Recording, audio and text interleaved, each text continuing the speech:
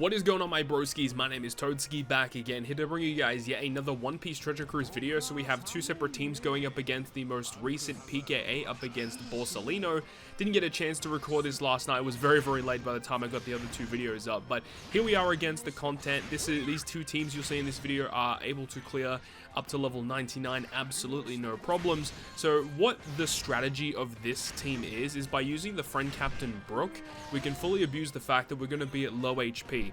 And that's important because when you reach the final stage, if you're above 50%, the enemy inflicts additional debuffs on you that you don't necessarily want to deal with. So having Brook as the captain, or having some type of way to reduce your HP before you reach the final stage, is going to be pretty important.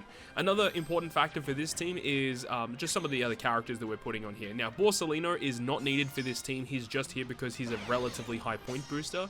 Esper is very good here because he can remove damage threshold, and he can go ahead and remove the attack down. So we do have a couple key supports there. We do have the Sweet Commanders attached to Big Mom to remove some additional despair. The PSY Luffy with level limit break does remove a bunch of despair in his captain effect. He does provide an attack boost, which is really strong too. And then we also have this Sanji, the free-to-play Sanji, because on the final stage you will have to deal with damage nullification, and Sanji is one of the good free-to-play units you can use in order to remove that, and also because he's also a Straw Hat, he just works well with the rest of the squad. Brook does provide some pretty interesting buffs as well. He does remove the silence on the friend captain. He does provide a chain multiplicative buff as well as color affinity, and it just works really well, of course. The final boss Kizaru though has a lot of different things going on. He does bind your bottom row, which we can kind of ignore because Brook, if you do fulfill his tag requirements, he actually does enable you to get around the bind effect, which is pretty cool. I think it's only like 6 turns of bind, so with sockets it's only 3 turns you have to remove, so it's not really that crazy. The Big Mom on the team is here because number one, she's a relatively high point booster in this event for a free-to-play unit, and she also does remove the enemy's % damage reduction. And of course, with all this team, you do have to be very careful because you are still inflicted with burn.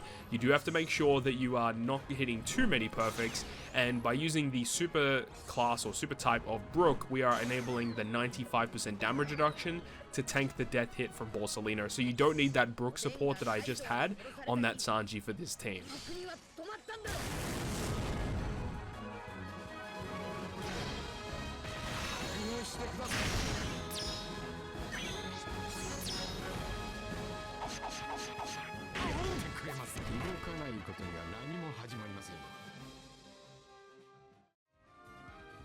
Moving on to the secondary team. Now, you do notice that I am using the new Franky as the captain. So what actually happened is after completing Assault Rumble last night, I acquired obviously a couple of Rainbow Tavern medals from the Assault Rumble rewards, and I ended up just doing one more multi with those Rainbow Tavern medals. Lo and behold, it ended up being a red Haki, and I got Franky. It was just crazy. Like, of course it was that one additional multi that I didn't record, and it happened to be Franky. So that's what we're doing here. We're going to be using the hybrid scenario of Franky and Brook. This is definitely what they intend you to do. They want you to use Franky as your own captain and then Brook as the friend captain, so that you can enable Brook's special on the final stage to remove the silence on your captain when you reach stage 5. Ultimately, I think you can do it the other way around. I'm not really 100% sure how that goes about it, though. And then in terms of the other characters on this team, we have the Lilith, which can help on the final stage to remove the Rainbow Shield damage reduction. We do still use Esper because they've got a great crewmate ability that does resist blowaway, which is why we often use them in the previous team, but also have a great special to remove the attack down that we're inflicted with.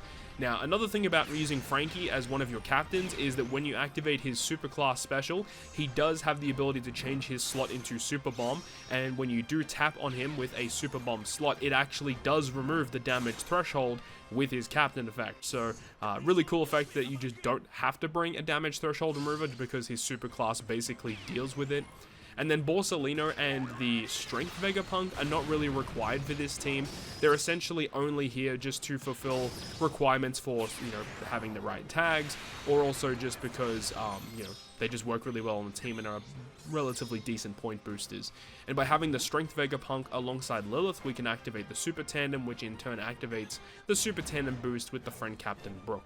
So that's pretty much going to wrap it up for me for this one. As I said, these teams are only clearing level 99. Once I get above 99, we get to the 100 threshold. we'll obviously explore some different teams using some unboosted units to help clear this a little bit more efficiently. But that's going to wrap it up for me. Thank you so much for watching. Hopefully you enjoyed it, and if you did, make sure to go ahead and leave a like. And if you want to stay up to date with all the content I post, including more One Piece Treasure Cruise content, make sure to hit the subscribe button down below. On that, guys, I will see you guys within the next video.